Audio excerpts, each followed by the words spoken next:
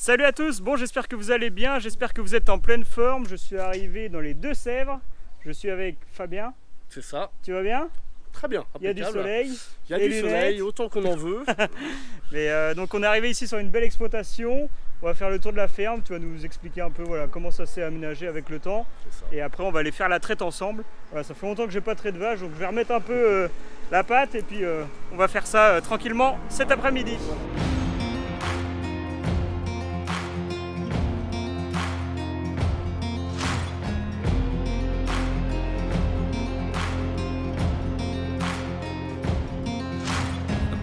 Boy from the backwoods, thought I never would find my way. Sweet girl, straight from downtown, where I was just another face. They said that we should steer clear of each other. Matches and gasoline, nothing but trouble. Dans le premier bâtiment, hein, alors là, qui date de 1978, hein. Autant dire que c'est un petit peu obsolète. Il me sert pour les génisses. De 6 à 24 mois pour les inséminations et voilà, okay. Ça fait le boulot, ça manque un petit peu d'aération mais ça fait le boulot. Donc ouais, historiquement, c'était la ferme de tes parents? C'était la ferme d'abord de mes grands-parents, puis de mon père, puis de moi-même. Ok, donc ouais, c'est troisième génération. C'est la troisième génération, c'est ça. Ok. On arrivera peut-être à une quatrième génération, qui sait. Donc après, on a évolué là vers une mise aux normes. Hein, en 2005, quand je me suis installé GAEC père-fils.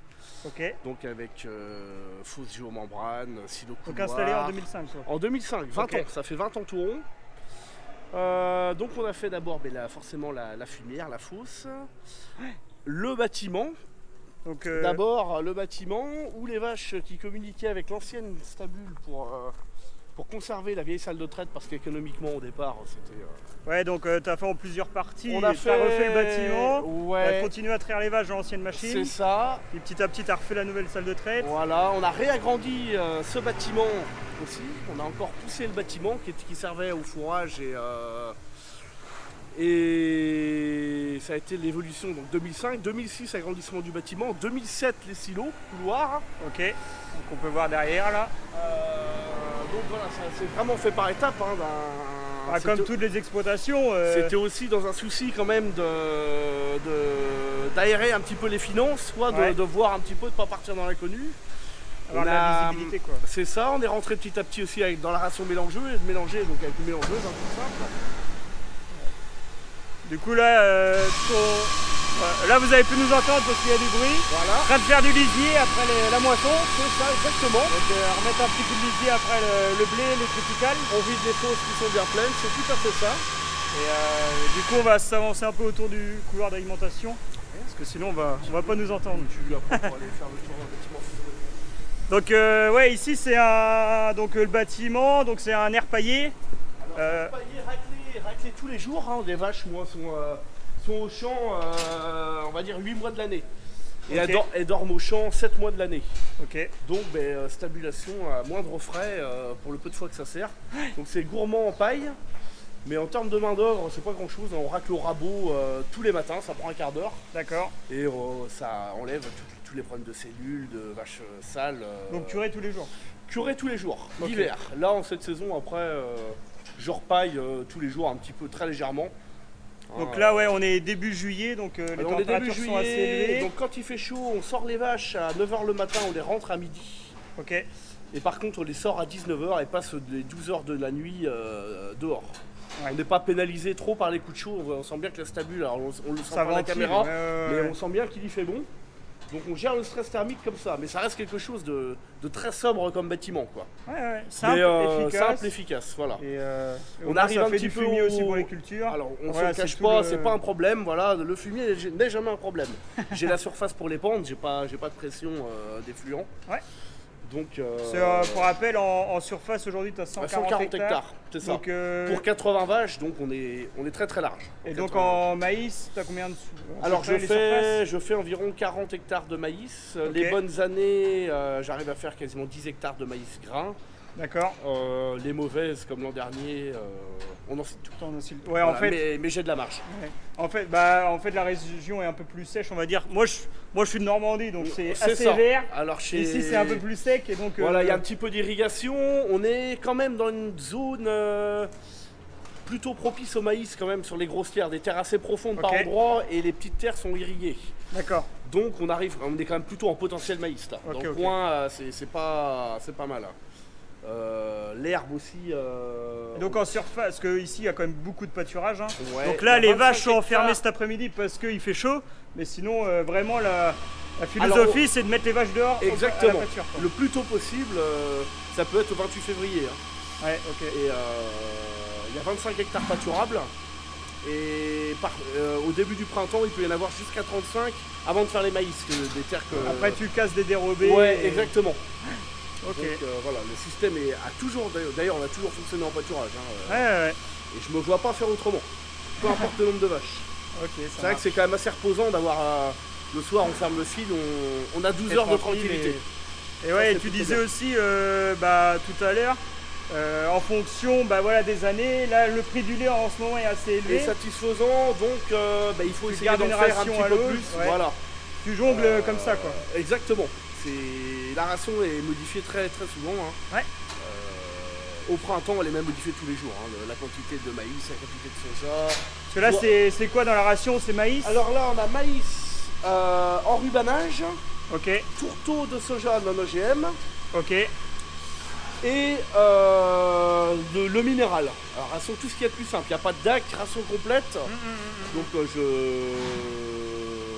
Et en fait, tu distribues en fonction de ce qu'il y a dehors. Ouais, là je garde une certaine densité, je mets un petit peu proportionnellement, on va dire 80% de maïs, 20% d'herbe. Ouais. Et ça peut être du 2 tiers, 1 tiers l'hiver. Okay. Mais là, je garde un petit peu de densité énergétique, comme avant au champ, ça manque un petit peu de... L'herbe a perdu en valeur, quoi. Bah, là on arrive, on va dire, dans une période où c'est sec et l'herbe qui reste, c'est pas la meilleure. C'est la période entre deux, qui est pas facile à gérer. Après, on tire un trait sur l'herbe. Là, je vais pas tarder, on va repasser à une ration qui va ressembler à 90% de la ration hivernale. Je me garde toujours 10% quand même d'herbe qui repousse, jusqu'à l'automne où on peut remonter encore un tiers d'herbe après, si ça veut pleuvoir au bon moment. Ouais. Bah, tu fais en fonction de ce qui pousse dans les champs. Exactement. C'est tout, c'est ça. C'est aussi simple que ça. Et ouais, on n'est pas en... Donc ici, tu as 80 vaches laitières. Ouais.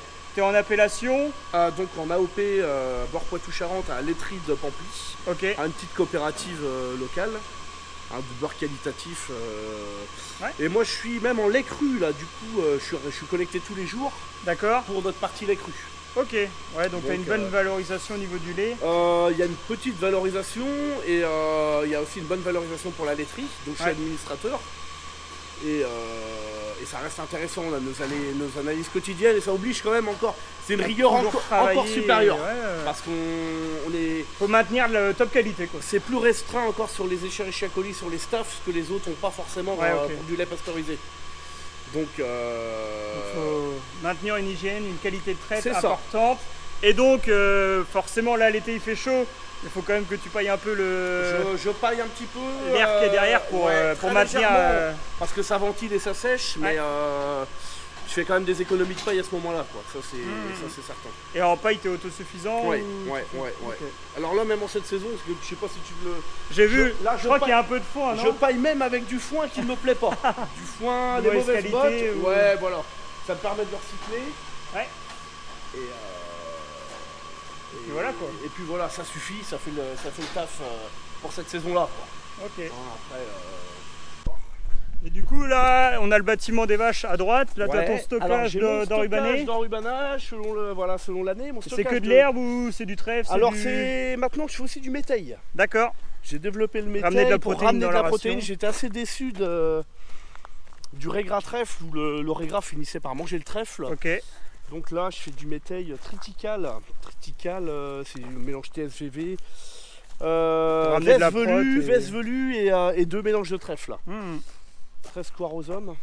Et du coup, là, on arrive sur le grand bâtiment de stockage. Le bâtiment de stockage qui a été fabriqué en 2015, photovoltaïque. Hein. Ouais. C'était un projet photovoltaïque à la base. Et du coup, tu as des panneaux sur le bâtiment de stockage? Ouais, j'en ai aussi sur la stabule. Je vais en mettre en autoconsommation sur la salle de traite, le pan. Le pan qu'on voit là-bas, là. En plein soleil. Et en plein soleil pendant la traite du soir, tu vois, cette saison. Ouais. Et là, bon, le bâtiment de stockage, alors c'est jamais assez grand, mais j'ai d'autres bâtiments sur un autre site. C'est moins pratique. Mais bon, c'est vrai que ça. Mais je pense que du coup, tu fais beaucoup de paille, beaucoup de foin. Donc, ouais, il faut de la place et puis le matériel du coup. Parce que là, tu vois. Il dort mieux à l'abri, quoi. Ouais, je fais tout en cubique maintenant, c'est quand même cool. Du coup, tu optimises la place. Ah ouais, en termes de place là. Et du coup, petite question, pourquoi il y a un Limousin? Alors le taureau de retour pour les vaches qui ne m'intéressent pas génétiquement et celles qui sont un petit peu réfractaires à remplir. Ouais. Et surtout, comme je pâture beaucoup et mes génisses aussi, elles partent au champ au mois de février, j'envoie mes génisses et comme ça, j'ai pas de mauvaises surprises. Notamment, j'ai eu un petit peu, je pense qu'on a eu un passage de FCO l'année dernière. Et en fin de compte, heureusement que j'avais le taureau parce que sur 27 génisses, il y en a 7 qui sont retrouvées pleines du taureau, qui ont écoulé au champ. Okay. Pour moi, elles ont écoulé au champ, elles sont parties pleines à l'écho. Donc le taureau m'assure mes génisses pleines. Ouais. C'est une sécurité en plus. Et là, il est plutôt au repos, il va me rattraper quelques vaches de temps en temps. Mais voilà, l'objectif n'est pas d'élever dessous. Hein. De toute façon, et du coup, rapidement, on va dire des projets. Alors des projets. Il y en a toujours. Oui, toujours des projets. Il y a du photovoltaïque sur l'autre site. Ok. Ouais, gagner une autonomie énergétique. Ouais, et à plus long terme, bon déjà on va commencer par des échanges de terrain qu'on évoquait tout à l'heure. Ok. Et puis voir un petit peu là la stabule à agrandir ou modifier. Pour mettre un peu plus de vaches. C'est ça. Ouais, mettre un peu plus, voire beaucoup plus. Ça c'est des choses qu'il faut mettre sur la table, financer. Ouais. J'avais déjà avancé avec quelques petits plans de bâtiments là, avec ma coopérative, mais voilà, c'est quelque chose qu'il faut bien mûrir, j'ai encore le temps. Et juste, là on va aller voir la salle de traite, et du coup, toi tu resterais plus salle de traite, pas de robot? Oui, parce que... C'est un peu la question du moment, quoi. Le fait que les vaches arrivent à passer toute la nuit au champ, 11 heures... pour toi c'est un confort? Me laisse un confort, voilà, et même aux personnes qui me remplacent, ils savent que quand ils rentrent chez eux, ils sont tranquilles. Ok. Et alors c'est une vision, hein, c'est pas celle de tout le monde. Mais tout se respecte et tout s'entend. J'entends pas une vache. Pour toi, pour ton organisation personnelle, t'es mieux dans ce système-là. Et puis une vache qui sort pas au champ, de toute façon, je l'envisage pas. Ça c'est clair et net. Donc voilà. Donc maintenant, direction la traite. On va aller à la traite. Allez, c'est parti.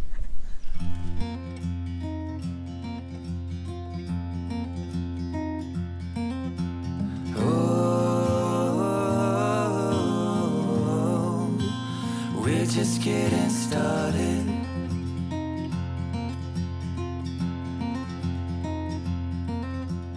Oh, we're just getting started.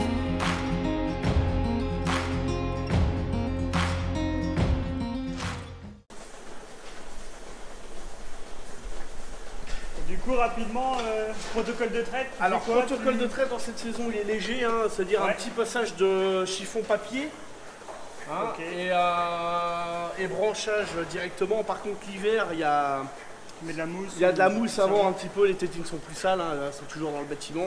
Donc, on va dire qu'en cette saison, c'est en fonction des saisons, tu oui, c'est ça. On va dire que la traite est plus longue en hiver. Ouais. Et du coup, produit de trempage en fin de traite? Alors, produit de trempage, c'est de la chlorhexidine, hein, c'est le Deep Blue qui m'est fourni par mon concessionnaire GEA. Ok. Hein, et donc pas systématique là, même s'il y a dans vos champs. Par contre, pas de pré-trempage dans cette saison, c'est pas nécessaire. Après, c'est vrai que là, saison à l'herbe, les vaches restent propres. Bon, après, faut faire attention parce qu'en général aussi, s'il y a 2-3 arbres, tout le monde se couche au même endroit. C'est pour ça que j'essaie de les rentrer à midi. Ouais. Pour justement éviter ça. Pour qu'elles restent propres, quoi. Puis, forcément, plus les vaches sont propres à la traite, moins il y a de lavage à faire. Et c'est du temps de gagner à la traite en fait à la fin. Voilà, et du coup, premier quai sorti, donc c'est une salle de traite du coup en épi mais sortie rapide. Donc voilà, ça va suivre son cours à fond à fond.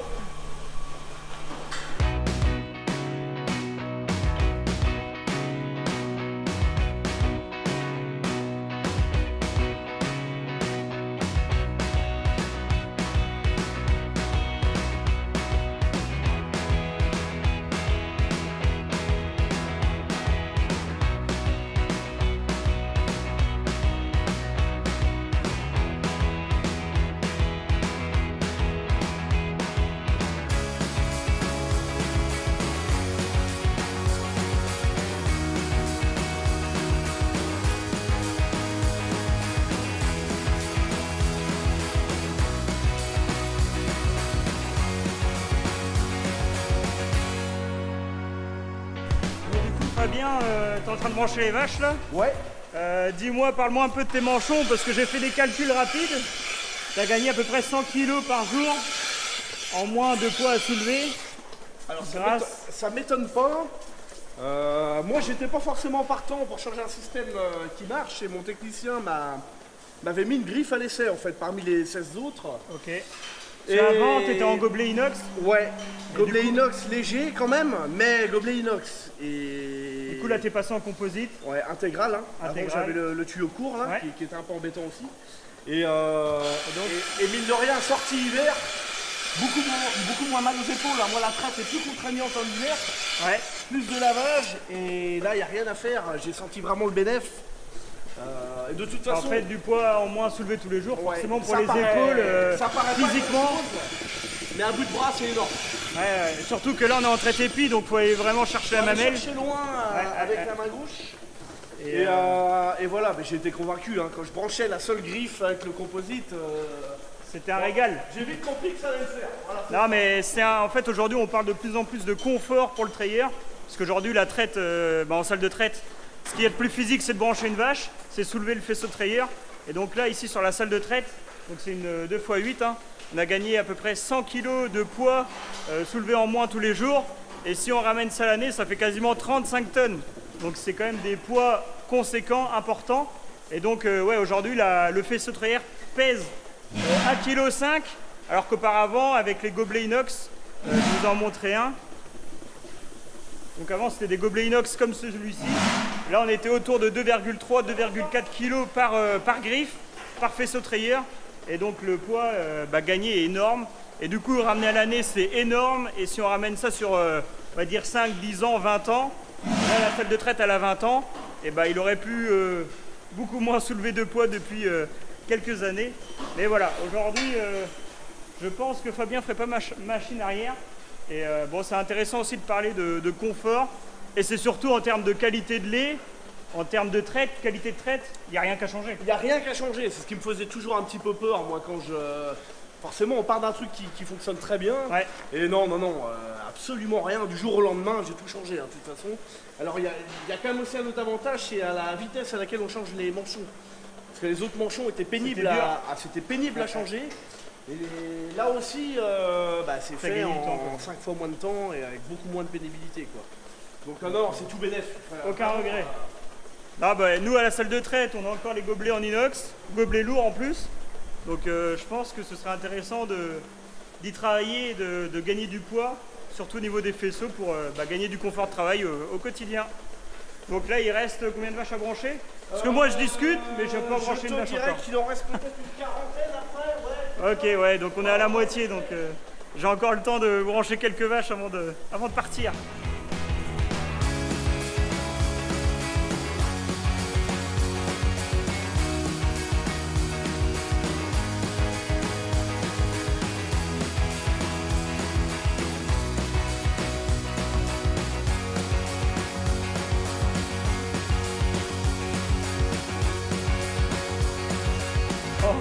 Bon allez, on arrive à la fin de la traite. Bon, ça a duré une petite heure. Ouais, une petite heure, ouais, si tu comptes que la traite, c'est ça. Quelques bouses à cause de moi peut-être aussi. Mais bon, ça fait partie du boulot. Ça fait partie du métier. Et en tout cas, merci pour l'accueil, merci pour c'était avec plaisir. Ta passion pour le métier aussi. Et puis merci aussi de nous avoir représenté un peu les nouveaux manchons. Ouais. Comme quoi on gagne du poids, on gagne du confort de traite. Ouais, c'est ça. Et au quotidien, bon, tu le ressens. Après, ça fait combien de temps là que tu les as mis? Je les ai depuis décembre. Décembre, donc, j'ai 6 mois de recul et notamment 3 mois d'hiver où là j'ai vu vraiment encore plus la différence. Ouais, ok. Et c'est adopté. Adopté. Acheter, adopter. Rembourser. Non mais voilà, merci pour la visite et puis je te dis à la prochaine. Ouais. Et puis à plus, merci. Salut.